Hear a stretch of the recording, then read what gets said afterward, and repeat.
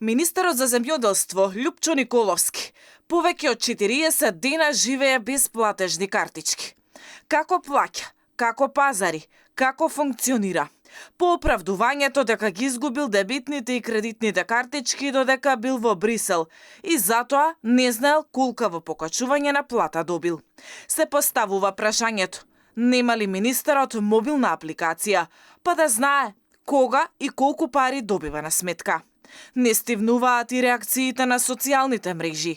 Граѓаните прашуваат од што живее министерот последниот месец, откако останал без картичките. Од што живее нека каже.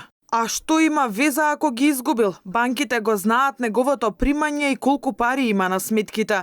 Синко, па немаш ли банкинг? Па како до функции кога немате електронско банкарство? Електронско банкарство користи или не знае како да го користи?